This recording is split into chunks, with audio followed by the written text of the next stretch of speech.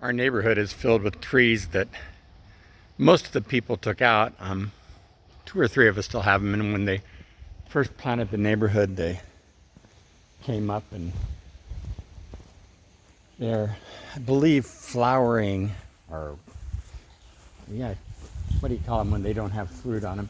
Whatever, it's kind of pear trees or cherry trees or something. They just have the flowers, that's all they have, but they don't get the fruit. Ornamental, that's what it's called, ornamental. Ornamental. And each year we look forward to it because in like 5 days' time, all these explosive white blossoms come onto the trees. Bees fill the trees like crazy, and it's beautiful. It started last week. There was one sunny day and they just all started exploding, and then this rainstorm came in and it's rained like 2.5, 3 inches in the last 3 days. I mean, like record-setting rain, and blown, just knocked all the blossoms straight off the tree. Not all of them, but probably half of them. I don't know if more will come in, but it kind of seemed fitting with the virus.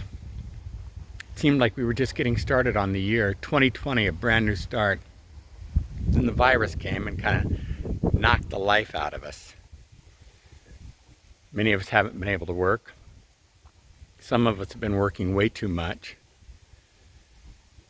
Tens of thousands of people have been infected by this virus, if not hundreds of thousands, hundreds of thousands, and then I believe the number's now over 12,000 dead. Just kind of like knocked the blossom off the year.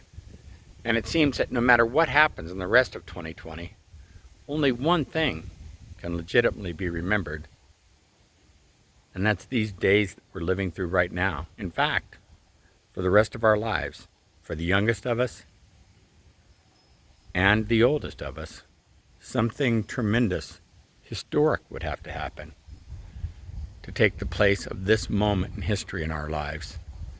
When America shut down, when the world shut down, when tens of thousands of people around the world died, when millions were infected by a virus that swept the entire planet, and we were united, finally, not in love, not in joy, not in battle, but in fear and retreat. I think for each of us there comes a time when we say, I am afraid. I don't want to catch this virus. I do want to live cautiously. I do want to protect myself, but I don't want to let go of hope. I don't want to let go of my faith. I still want to be of service. And if the kid who's boxing my groceries down at the store and washing off the cart, if the kid who's serving me at the Starbucks line, if the guy who's standing security at the hospital, if the nurses and the doctors and all the medical staff, if all of those people can continue working and coming in constant contact with people who are definitely sick, then there must be something I can do now also, so that the bloom won't come off of this year, but that instead I can restore hope. Each of us have the opportunity in the days to come to make a decision about how we can restore hope. It's a personal decision. We don't want to spread infection.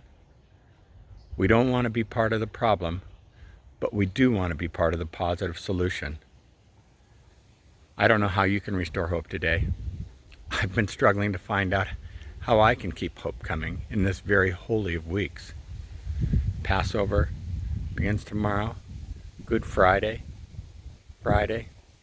Easter Sunday, and the celebration of the resurrection this coming Sunday. I long more than anything to invite people to live forever with God. Help me. One of the things we can do, every one of us, whether you're being bold, whether you're being exhausted, whether you're living in fear, or whether you cry out for faith, is we can begin to pray. Prayer draws us into communion, not to change the heart of God, but to change our hearts, and to take them away from being united in fear and being united in hope. And as we're transformed into those people, soon the blossoms begin to come out. and fruit can bear itself again. If this were a real fruit tree behind me, just because those blossoms were knocked off wouldn't mean that there still wouldn't be fruit. But the struggle might be for the bees. All the bees wouldn't have had the opportunity to get that pollen, and the bees would have had to gone someplace else. For us, there's someone who's looking to us, someone who's drawing hope from us. And if we lose hope, hope in a future, hope in a forever, that one who's going to come to us to draw strength from will lose it forever. Hey, you and me, we can step out of these mediocre lives of fear and step into miraculous lives of hope when we find that which we're meant to do in this time, this historic moment that calls us to a new hope. You're invited, you and me, to be the miracle. Let's be the miracle together. It's raining again. Just perfect. Knocking off more blossoms. I'm not going to think about it as knocking off blossoms. I'm going to think about it as inviting more to grow. More is coming. The unexpected more. I want to go there with you. Let's be the miracle.